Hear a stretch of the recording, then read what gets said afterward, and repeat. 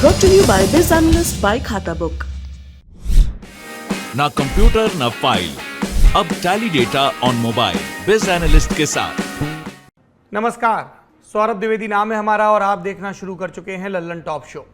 कबीरदास जी ने कहा था कि जाति ना पूछो साधु की, पूछ लीजिए ज्ञान, मोल करो तलवार का, पड़ा रहन दो म्यान। अर्थात जिस तरह लड़ाई में तलवार का महत्व होता है, म्यान का नहीं, उसी तरह एक समझदार व्यक्ति के ज्ञान का महत्व है, न कि उसकी जाति का। इसीलिए साधु से कभी उसकी जाति नहीं पूछी जाती। कबीरदास का लिखा हमारा समाज आत्मसात कर लेगा, ये उम्मीद बेमानी है। तभी तो आज तक हम ये समझ नहीं पाए कि कौन सी बात जाति स्वाभिमान के खांचे में बैठती है और कौन सी बात सामाजिक न्याय के खांचे में। भारी भरकम कंफ्यूजन है। तभी तो आज़ादी के 75 साल बाद भी सेना में जातीय आधार पर एक और रेजिमेंट की मांग की जा रही है। समय समय पर यही रेजिमेंट की मांग सिर उठाती रहती है, नेता बयान देते हैं और इसी माहौल में 4 फरवरी से गुरुग्राम के खिड़की दौला टोल के पास धरना चल रहा है। कभी दिल्ली जयपुर राष्ट्रीय राजमार्ग पर टोल फ्री करवाया जा रहा है तो कभी मार्च निकाला जा रहा है। तो आज दिन की बड़ी खबर में हम यही समझेंगे कि यही रेजिमेंट की मांग के पीछे कारण क्या है, क्या इस मांग में दम है, और उस तर्क का जवाब भी तलाशेंगे जिसमें कहा जाता है कि जब इतनी जातियों की रेजिमेंट हैं तो एक रेजिमेंट और सही। लेकिन उससे पहले हम जाएंगे पश्चिम बंगाल, जहां वीभत्स राजनीतिक हिंसा का दौर एक बार फिर से चल पड़ा है। जहां आरा उम्र 38 साल, शैली बीवी उम्र 32 साल, नूर नहर बीवी उम्र 52 साल, मीना बीवी उम्र 40 साल, रूपाली बीवी उम्र 39 साल, काजी रहमान उम्र 22 साल, लिली खातून उम्र 18 साल, तुली खातून उम्र 7 साल, एक छोटी सी बच्ची, 2 नौजवान और 5 महिलाएं। ये सिर्फ नाम नहीं बल्कि 8 सशरीर जिंदा इंसान थे इसलिए क्योंकि सूबा पश्चिम बंगाल जिला बीरभूम के रामपुर हाट में इन्हें जिंदा जलाकर मार डाला गया। दिल्ली से करीब 1432 किलोमीटर दूर एक कच्चे मकान की राख अब भी जस की तस पड़ी गवाही दे रही है भयावहता और विभत्सता की। सब कुछ राख, बगल के घरों से कालिक झांक रही है, आसपास की जमीन पर पुलिस तैनात है। लेकिन ये सब 8 जिंदगियों के खाक हो जाने के बाद हुआ। सोशल मीडिया पर इस घटना को लेकर आक्रोश दिखा। लोग पश्चिम बंगाल की कानून व्यवस्था पर, ममता बनर्जी की सरकार पर सवाल उठाने लगे। कल्पना करिए अगर गैस से हाथ जल जाए तो कितनी तकलीफ होती है, पर यहां लोगों को जिंदा फूंक दिया गया। विवाद की शुरुआत सोमवार सुबह हुई। बहादुर शेख नाम के टीएमसी नेता, जो कि रामपुर हाट ब्लॉक के बारिशल ग्राम पंचायत के उप प्रधान थे, उनकी बागुटी गांव की पुलिया पर बम मारकर हत्या कर दी गई। आरोप है कि उसी का बदला लेने के लिए गांव में मारे गए टीएमसी नेता के समर्थकों ने हमला किया। डर के मारे इस कच्चे मकान में 7 लोगों ने खुद को बंद कर लिया। बाहर से समर्थकों ने टीएमसी के ताला लगा दिया। चश्मदीद बताते हैं कि वो लोग चीखते चिल्लाते हुए आए, बोल रहे थे सबको मार दो। उनके पास बम थे, पेट्रोल डीजल जैसे ज्वलनशील पदार्थ। पहले तो आरोपियों ने ताला तोड़ने की कोशिश की। जब ताला नहीं खुला तो घर को आग लगा दी। एक ही घर में 7 लोग भुनकर राख हो गए। पड़ोस के घर में भी एक मौत हुई। अब आलम यह है कि दहशत में लोग वहां से पलायन कर रहे हैं। आज तक के रिपोर्टर सूर्यांगिनी राय ने जमीन पर जाकर क्या देखा, इस रिपोर्ट से जानिए। रामपुर हाट के उस गांव में है, बीरभूम में, जहां पर घरों में आग लगी थी। 7 और 8 लोगों की जान गई। कैसे, इस पे अभी भी एक पॉलिटिकल वॉरफेयर चल रहा है और इन्वेस्टिगेशन जारी है कि उस रात यानी कि सोमवार रात को क्या हुआ था। लेकिन अगर हम एक घर की आपको स्थिति दिखाएं, ये घर आप देखिए, ये अंदर से जला हुआ है। बाहर से तो जला हुआ है ही, अंदर भी जला हुआ है। और कांच आप देखें, कांच कंप्लीटली टूट चुके हैं। चप्पलें हैं, बच्चों के चप्पल हैं। ये किसी इंसान का घर हुआ होगा, यहाँ पे लोग रहते होंगे। लेकिन फिलहाल इसकी स्थिति आपके सामने देख पा रहे हैं। यहाँ पर क्या है, यहाँ पे पुलिस इस पूरे एरिया को कॉर्डन ऑफ कर रही है क्योंकि यहाँ पे एसआईटी की टीम आने वाली है और इन्वेस्टिगेट करेगी। इस पूरे कांड में अभी तक 20 से ज्यादा लोगों को अरेस्ट कर लिया गया है। मतलब घर में कुछ ऐसा नहीं बचा जिसमें लोगों की यादों तक को टटोला जा सके। एक साथ हुई 8 हत्याओं को किसी ने नरसंहार कहा तो किसी ने कत्लोगारत का नाम दिया। बीजेपी ने प्रतिपक्ष के तौर पर सवाल उठाए और प्रधानमंत्री नरेंद्र मोदी इत्तेफाकन आज वो कोलकाता में हो रहे एक कार्यक्रम में शामिल हुए और इस कार्यक्रम में बोलते हुए उन्होंने बीरभूम की घटना का जिक्र किया। सुनिए क्या कहा। सबसे पहले मैं पश्चिम बंगाल के बीरभूम में हुई हिंसक वारदात पर दुख व्यक्त करता हूं, अपनी संवेदना व्यक्त करता हूं। मैं आशा करता हूं कि राज्य सरकार बंगाल की महान धरती पर ऐसा जघन्य पाप करने वालों को जरूर सजा दिलवाएगी। मैं बंगाल के लोगों से भी आग्रह करूंगा कि ऐसी वारदात को अंजाम देने वालों को, ऐसे अपराधियों का हौसला बढ़ाने वालों को कभी माफ न करें। प्रधानमंत्री के बयान में चिंता है और राजनीतिक हमला भी, और साथ में एक आश्वासन भी। एक आश्वासन राज्य की मुख्यमंत्री ममता बनर्जी की तरफ से भी दिया गया। चौतरफा घेरे जाने के बाद ममता बनर्जी ने अपने अंदाज में क्या कहा, सुनिए। রামপুরহাটে একটা ঘটনা ঘটেছে, দুর্ভাগ্যজনক ঘটনা। যারা ঘটনা ঘটিয়েছে তারা কেউ ছাড় পাবে না। এবং আমি খবর পাওয়ার সাথে সাথে কালকে কিছু না হলো 50 বার রামপুরহাটে ফোন করেছি। সঙ্গে সঙ্গে আমরা ওসিকে ক্লোজ করেছি, ওসি সরিয়ে দিয়েছি, এসডিপিও কে সরিয়ে দিয়েছি। আমরা আইবি ডিআইবি যারা আছে তাদেরও বলেছি সরিয়ে দিতে। আমরা সিট গঠন করেছি। ডিজি নিজে কাল থেকে ওখানে পড়ে আছেন। আমি সঙ্গে সঙ্গে ফিরহাদ হাকিমকে পাঠিয়েছিলাম। ফিরহাদ হাকিম, অনুব্রত মণ্ডলরা, আশিস ব্যানার্জিরা সবাই গিয়েছিল। আগামীকাল আমি নিজেও যাব। यानी कल सीएम ममता बनर्जी बीरभूम में उस जगह जाएंगी जहां हिंसक वारदात हुई। इसके अलावा ममता बनर्जी ने बीजेपी को तीखे शब्दों में निशाने पर लिया, दूसरे राज्यों की घटनाओं की याद दिलाई और कह दिया हाथरस में हमने डेलीगेशन भेजा था लेकिन उन्हें गांव में जाने नहीं दिया गया। ये बंगाल है, उत्तर प्रदेश नहीं, हम किसी को भी जाने से रोक नहीं रहे।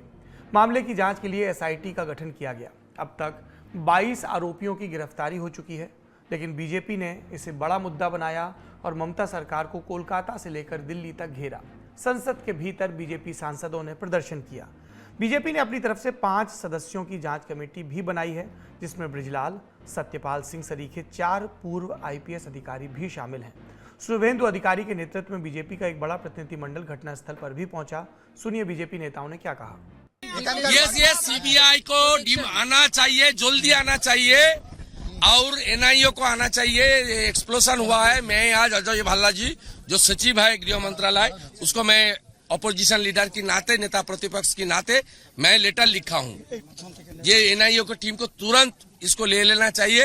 ये बिग एक्सप्लोजन है। आप मुझे बताइए, ऐसा कोई और कोई राज्य आपके नजर में है जो पश्चिम बंगाल जैसे इतना गोली बारूद चलता है? इसका क्या मतलब, इसका रिजल्ट हमको ये दिखता है। और यहाँ पे सब लोग चिल्लाते डेमोक्रेसी डेमोक्रेसी, खून खौल उठता है। कोई और चारा नहीं है, कोई और चारा नहीं है पश्चिम बंगाल में जनता को बचाने के लिए, अगर हम लोग प्रेसिडेंट्स रूल नहीं लाएंगे तो।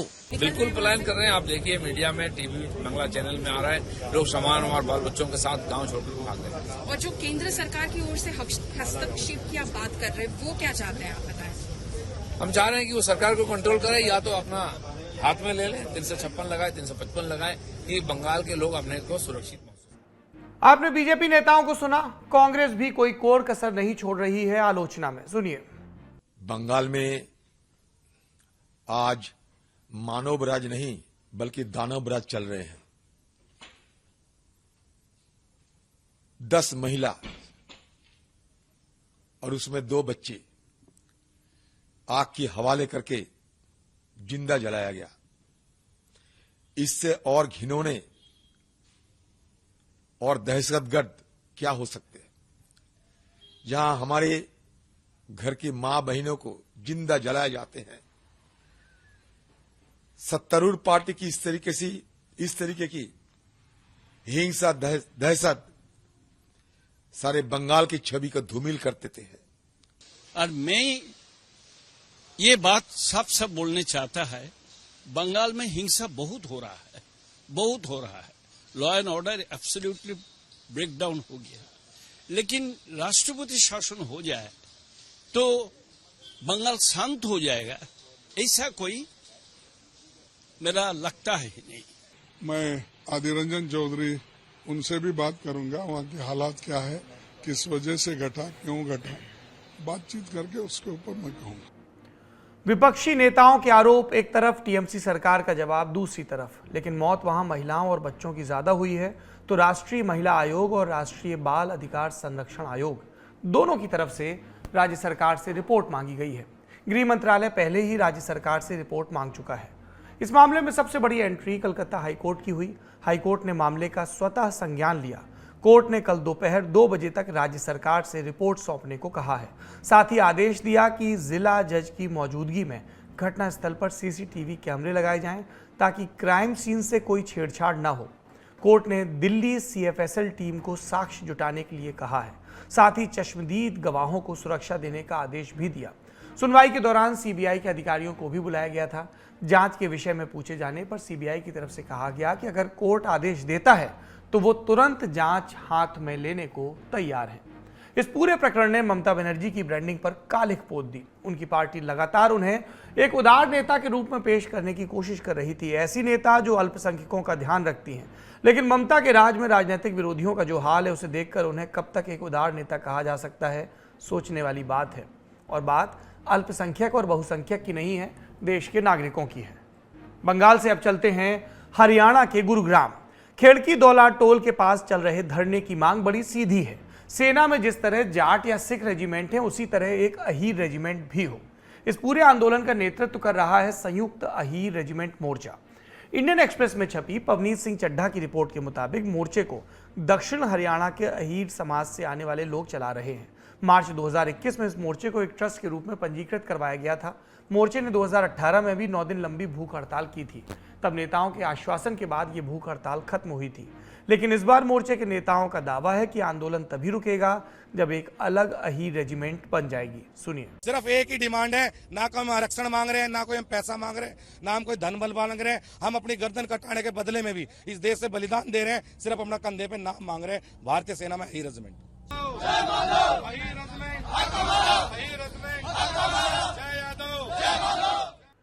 आंदोलनकारियों ने एक मार्च भी निकाला जिसमें पार्टियों के नेताओं ने शिरकत की। गुरुग्राम ट्रैफिक पुलिस ने 21 मार्च को ही एक एडवाइजरी निकाल दी थी। इसके मुताबिक 23 मार्च को दिल्ली गुरुग्राम हाईवे पर भारी जाम रहने की आशंका जताई गई थी। पुलिस ने एहतियातन हीरो होंडा चौक से लेकर खेड़की दौला टोल तक की सड़क को आज सुबह 7 बजे से शाम 5 बजे तक के लिए बंद भी कर दिया था। इनमें से हम में से ज़्यादातर लोगों को यही लगता है कि सेना जाति और धर्म से ऊपर है, वहाँ कोई भेदभाव नहीं होता, किसी को आरक्षण नहीं मिलता। सेना एक धर्मनिरपेक्ष और समरस समाज का उदाहरण है और उसके लिए एक ही चीज़ का महत्व है, देश की सुरक्षा। कितने ही लोगों ने ये बातें स्कूल के दौरान निबंध में भी लिखी होंगी। ऐसे में आपको एक जाति के आधार पर अलग रेजिमेंट की मांग सरासर गलत लग सकती है, लेकिन फिर हमारे सामने अहीर रेजिमेंट मोर्चा का वो तर्क आ जाता है कि जब जाट, डोगरा, राजपूत और बाहर रेजिमेंट हो सकती है तो फिर अहीर रेजिमेंट क्यों नहीं हो सकती। अहीर रेजिमेंट मोर्चा की बात सही है, लेकिन आधी। ये बात सही है कि भारत की सेना में जाति के आधार पर भर्तियां होती हैं, रेजिमेंट भी हैं, लेकिन ये हमारे औपनिवेशिक इतिहास की देन है, जब हम अंग्रेजों के गुलाम थे। सेना और जाति के विषय पर सभी बिंदुओं को छूना एक बुलेटिन में, एक शो में संभव नहीं, इसलिए हम संक्षेप में अपनी बात रखेंगे। तीनों सेनाओं में से सिर्फ थल सेना में ही जाति आधारित रेजिमेंट है और थल सेना में भी ये रेजिमेंट मुख्यतः इन्फेंट्री में देखने को मिलती है, यानी पैदल सेना में।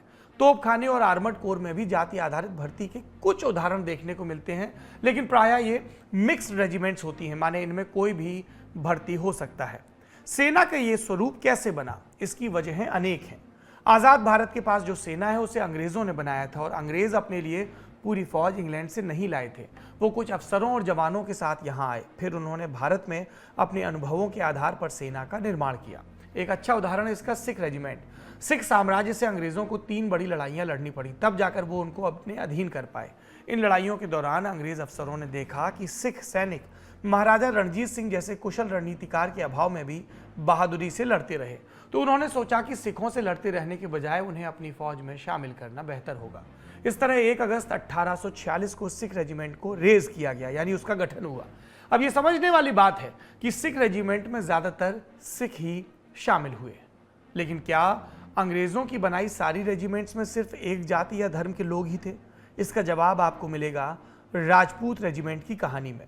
1778 में कानपुर में 31 बंगाल नेटिव इन्फेंट्री को रेस किया गया। पहले अफसर थे कैप्टन मसराक और उनके तुरंत बाद आए मेजर सैमुअल किलपैट्रिक। इन्हीं के नाम पर 31 बंगाल नेटिव इन्फेंट्री को कहा जाने लगा किलपैट्रिक की पलटन। किलपैट्रिक की पलटन को ही आज हम 3 राजपूत के नाम से जानते हैं। इसमें मुख्यतः उत्तर प्रदेश और बिहार से राजपूत, ब्राह्मण, मुस्लिम और सिख सैनिकों को भर्ती किया गया। वजह, इन समाजों से आने वाले सैनिकों की ऊंचाई, रौबदार व्यक्तित्व और मार्च करने का तरीका अंग्रेजों को जमा।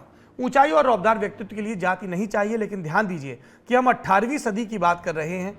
तब के भारत में ऊंचाई और रौब के लिए पोषण चाहिए था और पोषण के लिए संसाधन।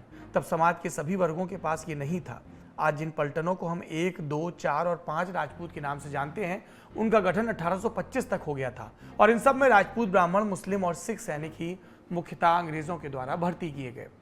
तो हमने देखा कि अंग्रेजों ने रेजिमेंट कैसे बनाई और जिसमें उन्होंने भर्ती किया उसकी वजह क्या थी। इस भर्ती नीति में एक बड़ा बदलाव आया 1857 की क्रांति से। क्रांति ने अंग्रेजों को भीतर तक हिला दिया। अब वो किसी भी कीमत पर इतने बड़े विद्रोह का खतरा मोल नहीं लेना चाहते थे। तब जॉनथन पील कमीशन बनाया गया। पील कमीशन का काम था ऐसे इलाकों और जातियों की पहचान करना जहां से वफादार सैनिकों की भर्ती हो सके। चूंकि क्रांति पूर्व और दक्षिण के इलाकों से हुई थी, पील कमीशन ने सलाह दी कि भर्ती उत्तर और पश्चिम से की जाए। चूंकि 1857 की क्रांति में मुस्लिम सैनिकों और राजाओं ने बढ़ चढ़कर हिस्सा लिया था, इसलिए क्रांति के बाद अंग्रेज फौज ने मुस्लिम सैनिकों से दूरी बनाना शुरू कर दिया। 1879 में एशले ईडन कमीशन आया, जिसने पील कमीशन की सिफारिशों को सही माना और 1880 के दशक में मार्शल और नॉन मार्शल रेस का सिद्धांत दिया गया। मार्शल रेस यानी वो जातियां जो लड़ने के काबिल थी, नॉन मार्शल रेस यानी वो जातियां जो लड़ने के काबिल नहीं थी। अंग्रेजों का विभाजन था। इस सिद्धांत के हिसाब से कोई व्यक्ति तभी बहादुर हो सकता था जब वो एक बहादुर जाति या समाज से आता हो। मिसाल के लिए सिख, पठान, बलोच, गोरखा और डोगरा। 1857 की क्रांति के बाद हुए सैनिक सुधारों के नतीजे में ही बंगाल आर्मी में चमार समुदाय के सैनिक कम किए गए और मजहबी सिखों की संख्या, ये भी दलित समुदाय से आते हैं, बढ़ाई गई। क्यों? क्योंकि उन्हें लगा कि सिख ज्यादा मार्शल रेस है। अगड़ी जातियों को प्रधानता दी गई। इसी तरह अंग्रेजों के जमाने में जाति आधारित रेजिमेंट्स बनी। कुछ रेजिमेंट्स में सिर्फ एक जाति से सैनिक लिए जाते, कुछ में 2 या 3 जातियों से। ऐसी रेजिमेंट्स भी थीं जो इलाके के आधार पर बनी। मिसाल के लिए अंग्रेज सेना ने गढ़वाली सैनिकों को मिलाकर गढ़वाल रेजिमेंट बनाई, जिसमें आधुनिक उत्तराखंड के गढ़वाल इलाके के सैनिक शामिल हुए। फिर 1914 में प्रथम विश्व युद्ध तक भर्ती का ये तरीका चलता रहा, लेकिन लंबे खिंचते युद्ध में यह देखा गया कि मार्शल रेस थ्योरी में ज्यादा दम था नहीं। जाति और इलाके के आधार पर बनाई गई रेजिमेंट्स ने बेजोड़ वीरता का परिचय दिया, लेकिन इसका कारण उनकी पहचान नहीं, उनकी ट्रेनिंग थी। जहां ट्रेनिंग या मोटिवेशन में कमी थी, वहां जाति या इलाका काम नहीं आया और इन्हीं अनुभवों के आधार पर गौर ब्राह्मण, लिंगायत या चमार रेजिमेंट्स जैसे विचारों को त्याग दिया गया। ये जरूर देखने को मिला कि जिन कथित पिछड़ी जातियों से अंग्रेज फौज दूर रहती थी, युद्ध के समय उनसे बम पर भर्ती की जाने लगी। 1947 में जब भारत आजाद हुआ तो अंग्रेज सेना में जाति आधारित, इलाका आधारित और मिक्स रेजिमेंट्स थी।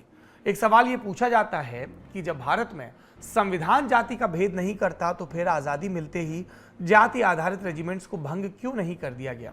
इसका जवाब यह है कि भारत को आजाद होते ही बड़े बड़े युद्ध लड़ने पर मजबूर किया गया। दुनिया तब कहती थी भारत जैसा विविधता से भरा देश अपने पैरों पर खड़ा नहीं रह पाएगा और 1000 टुकड़ों में बिखर जाएगा।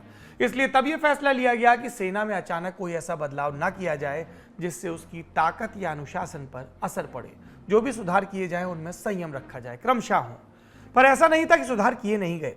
15 जनवरी 1949 को फील्ड मार्शल के.एम. करियप्पा आजाद भारत की सेना के पहले कमांडर इन चीफ बने। पहली बार सेना की कमान किसी भारतीय अफसर के हाथ में आई। इस दिन की याद में 15 जनवरी को सेना दिवस मनाया जाता है। फील्ड मार्शल करियप्पा एक दूरदृष्टा थे। वो जानते थे कि सेना की ताकत को बनाए रखना जितना जरूरी है, उतना ही जरूरी है एक नए भारत के लिए सेना तैयार करना, जहां सैनिक सिर्फ सैनिक हों, जाति धर्म इलाके का प्रश्न न उठे। फील्ड मार्शल ने नेशनल कैडेट कोर को मजबूत किया, टेरिटोरियल आर्मी के गठन में अहम भूमिका निभाई।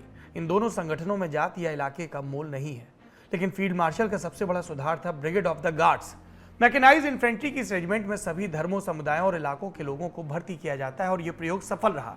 ब्रिगेड ऑफ द गार्ड्स आज़ादी के बाद सबसे कामयाब रेजिमेंट्स में से एक है और इसकी बहादुरी के किस्से किसी दूसरी रेजिमेंट से कम नहीं है।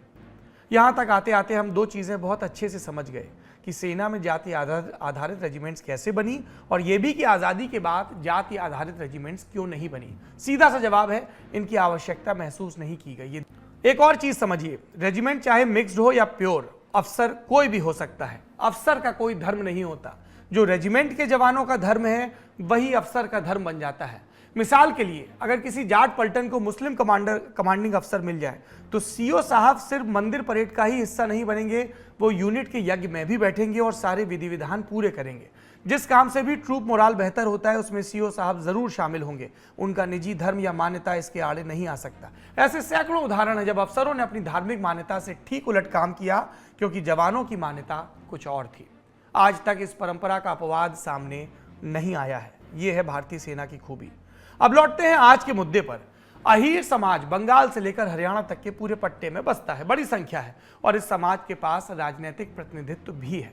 रही बात सेना में प्रतिनिधित्व की, तो सेना में अहीर बहुत बड़ी संख्या में पहले से हैं। अहीर समाज के लोग Kumaon regiment, Jammu and Kashmir rifles, Punjab regiment, Rajputana regiment और जाट रेजिमेंट में शामिल हो सकते हैं। बस इस बात को ध्यान में रखते हुए कि वो जिस इलाके में बसते हैं वहां से कौन सी रेजिमेंट भर्ती करती है।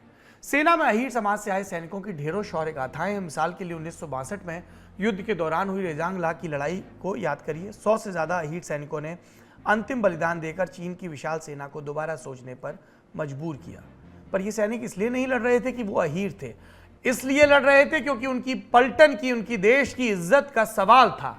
और पलटन की इज्जत से बड़ा सैनिक के लिए कुछ नहीं होता, चाहे वो अहीर हो, कायम खानी मुसलमान हो, ब्राह्मण हो, क्षत्रिय हो, कुछ भी हो। अब आप पूछ सकते हैं कि अगर ये सारी बातें सही हैं तो फिर अहीर रेजिमेंट की बात आई कहां से? वहीं से जहां से बहुत सारी समस्याएं आई, वोट बैंक की पॉलिटिक्स। अहीर समाज को एक भावुक नैरेटिव में बांधकर उनसे संसाधन और वोट जुटाए जा सकते हैं और इसीलिए अलग अलग राजनीतिक पार्टियों ने इस मांग को शह दी। इसी साल की बात है, 12 फरवरी को बसपा सांसद श्याम सिंह यादव ने लोकसभा में शून्यकाल के दौरान अहीर रेजिमेंट की मांग उठाई। फरवरी के ही महीने में प्रगतिशील माने जाने वाले राजद सांसद मनोज झा ने भी अहीर रेजिमेंट का मुद्दा राज्यसभा में उठाया। सुनिए। माननीय सभापति महोदय, मैं शुरू करूंगा डिफेंस को लेकर के एलोकेशन पर। मेरे दोस्त सुजीत ने अभी बात की। मैं सिर्फ इतना कहूंगा, कहीं एलोकेशन में रिक्रूटमेंट का हिस्सा क्या होता है, क्या वो आपके जहन में है भी या नहीं? या आपने तय कर लिया है कि रोजगार विहीन ही सब कुछ होगा? 70 वर्षों से एक डिमांड चल रही है, अभी भी गुरुग्राम में लोग बैठे हुए हैं, अहीर रेजिमेंट की डिमांड की। एक गौरवशाली इतिहास रहा है, आपके जहन में नहीं पड़ता? ना पड़े, वोट की चोट बहुत सिखा देती है। इन सारे बयानों का असर यह हुआ कि अब युवा भी ये मानने लगे हैं कि सेना में भर्ती के लिए अहीर रेजिमेंट बनना जरूरी हो गया है। ये बात हमने यूपी चुनाव की अपनी कवरेज में भी देखी सुनी थी। सुनिए। अहीर रेजिमेंट क्यों चाहते हो भाई? कि हम लोगों को भी यादवों को भी हो ने, सिख रेजिमेंट है, हर तरह के रेजिमेंट है, अहीर रेजिमेंट क्यों नहीं है? ऐसे तो सब मांग करेंगे, कोई ब्राह्मण रेजिमेंट हो, कोई कहेगा दलित रेजिमेंट हो, लेकिन सबसे ज्यादा आर्मी में कौन है? यादव है ना। ये हमको रेजिमेंट बनना वैसे ही। अहीर रेजिमेंट जो है एक बटालियन की मांग हो रही है, जैसे राजपूताना बटालियन है, इसे जाट बटालियन से एक अहीर रेजिमेंट की मांग हो रही है। क्यों मांग हो रही है? क्योंकि जैसे मतलब राजपूताना बटालियन जो है उसमें मतलब सब लोग जाते हैं, जैसे जो अहीर जो बिरादरी है उसका भी तो होना चाहिए, बटालियन होनी चाहिए। ये सबकी बटालियन है। हमारे शहीदों का जो अहीर बिरादरी जो शहीद है उनका सम्मान होने के लिए जो अहीर बटालियन की मांग हो रही है, क्योंकि इतने जो शहीद हो रहे हैं, अगर एक बटालियन हमारा भी रहता तो हमारा भी सम्मान होता, जिसे अहीर बिरादरी की जो सम्मान होता। इसलिए तो सेना में तो जो भी शहीद होता है उसका सम्मान होता है। नहीं तो जिस रेजिमेंट से जो मरता है उसका नाम होता है ना। हमारे सैनिक अगर हमारे यादव बिरादरी से अगर मरते हैं, शहीद होते हैं बॉर्डर पे, तो उस रेजिमेंट का नाम होगा ना। अगर हमारा रेजिमेंट रहेगा तो पता तो चलेगा हमारे समाज का और हमारे कुल का नाम तो होगा कि उस समाज से कोई शहीद हुआ है। समाज और कुल का से बढ़कर भी एक देश तो रेजिमेंट ही सब खारिज कर देना चाहिए। कोई रेजिमेंट ना रहे फिर हमको कोई आपत्ति नहीं है। अगर रेजिमेंट है तो हमारी भी रेजिमेंट होनी चाहिए ना, एक अलग से। क्यों राजपूताना रेजिमेंट है? कोई रेजिमेंट ना रहे बॉर्डर पे, फिर क्या ज़रूरत है मतलब किसी रेजिमेंट की? कोई रेजिमेंट ना रहे तब कोई दिक्कत नहीं, अगर है तो अहिर रेजिमेंट भी होनी चाहिए। जब अहिर रेजिमेंट की मांग उठी, राजनीतिक दलों और नेताओं ने समझाइश देने की बजाय आग में घी डालने का काम किया। नतीजा आप गुरुग्राम में देख रहे हैं। ऐसा इसलिए है क्योंकि न पार्टियों ने न नेताओं ने जाति को भुनाने का मोह छोड़ा। रही बात जाति स्वाभिमान के प्रश्न की, तो वो इस मामले में लागू नहीं होता, क्योंकि अहिर पहले से सेना में है। उन्हें सेना में न लिया जा रहा होता, भेदभाव होता, तब इस मांग को स्वाभिमान का प्रश्न बनाकर रखा जा सकता था। इस मामले में विशेषज्ञ क्या सोचते हैं, ये भी सुन लीजिए। देखिए, पहले तो I like to correct you, caste based infantry में कोई रेजिमेंट नहीं है, एक को छोड़ के। पहले तो इन्फेंट्री की जो रेजिमेंट्स हैं ये ब्रिटिश की लेगेसी हैं। ब्रिटिश ने एक टाइम में 18 म्यूटनी के बाद डिसाइड किया था कि ओनली मार्शल रेसेस की इन्फेंट्री बनाएंगे, जैसे सिख हो गए, डोगरा हो गए, राजपूत हो गए। कोई कास्ट या कम्युनिटी बेस्ड जैसे ब्राह्मण नहीं, अहीर, वैसी कोई रेजिमेंट नहीं बनी थी। हमने वही प्रिंसिपल फॉलो किया है 47 के बाद, जो सिस्टम ब्रिटिशर्स ने लगाया था, उसमें कोई चेंज नहीं किया है। एक महार रेजिमेंट जरूर होती थी, जो कि मराठा लाइट इन्फेंट्री, जो कि महाराष्ट्र थे, उसकी जगह महार भी बनी, जिसमें थोड़े से अदर क्लासेस के लोग थे, लेकिन वो वर्ल्ड वॉर 2 के बाद डिसबैंड हो गई। फिर एक बार रेज हुई थी, लेकिन उसके बाद फिर उसको डिसबैंड करके मशीन गन बटालियन बना दिया गया और बाद में उसको फिर से रेज किया गया। लेकिन उसकी composition all India all class है, यानी कि उसमें हर प्रांत से हर टाइप के लोग हैं। कोई उसमें सिख भी हैं, ब्राह्मण भी हैं, उसमें डोगरास भी हैं, राजपूत भी हैं, तो ऑल इंडिया ऑल क्लास, कहीं से भी, साउथ इंडिया से भी हैं, ईस्ट से भी हैं। इन्फेंट्री को छोड़ के बाकी सब जो रेजिमेंट्स या कोर्स हैं वो सारी ऑल इंडिया ऑल क्लास है। जो पुराने जमाने की ट्रेडिशनली चली आ रही हैं, कुछ फिक्स क्लास, कुछ मिक्स क्लास, जैसे आदि राजपूत, आदि खिमकानी मुस्लिम आर्टिलरी में है। इंसिडेंटली आर्टिलरी में एक प्योर अहीर रेजिमेंट भी है। इन्फेंट्री में भी एक प्योर अहीर रेजिमेंट है, 13 कुमाऊं रजांगला बटालियन प्योर अहीर है।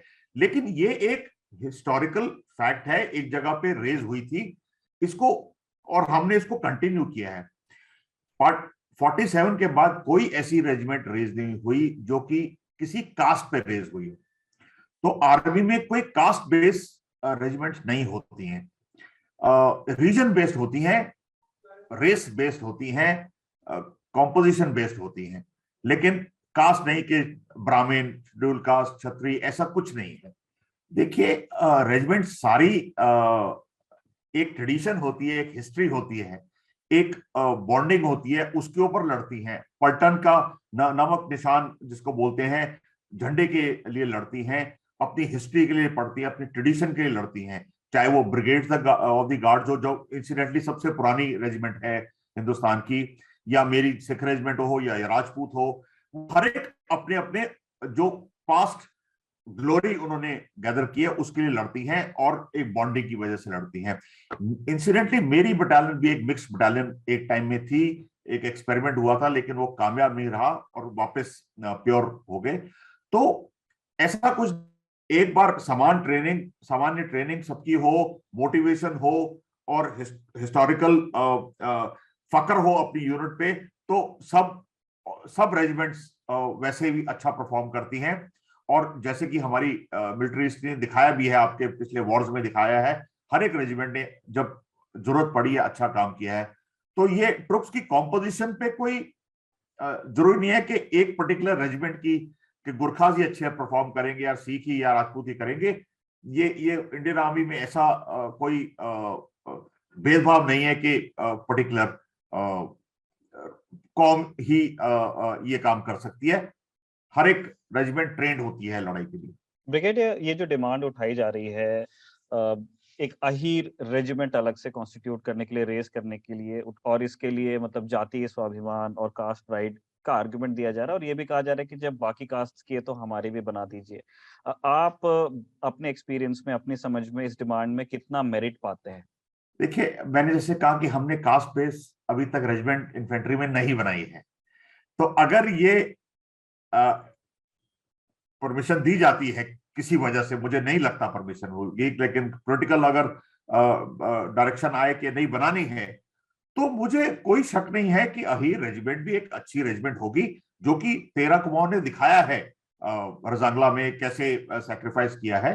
तो किसी कम्युनिटी से कोई भेद नहीं है हिंदुस्तान फौज को, ये कम्युनिटी नहीं है, ये एक ट्रेंड है, हमने जो 47 से नहीं किया है, अभी एक खोलेंगे तो फिर कल को और भी खड़े हो जाएंगे कि हमारी भी खोलिए, आपने अहीर की रेजिमेंट बनाई है, अभी ब्राह्मणों की रेजिमेंट बनाई है, अभी फलाने की रेजिमेंट बनाई है बंगाल की, तो वो फिर अनएंडिंग हो जाएगा। तो इसलिए एक डिसाइड किया गया था कि जो 47 तक थी उसके बाद हम नहीं बनाएंगे, नई रेजिमेंट नहीं बनाएंगे। ये नहीं है कि अहीर फौज में आते नहीं हैं, ऑल क्लास ऑल कॉम्पोजिशन में आते हैं, गार्ड्स में भी हैं, मार में भी हैं, आर्टिलरी में भी हैं, आर्मर्ड कोर में भी हैं, हर एक उसमें है।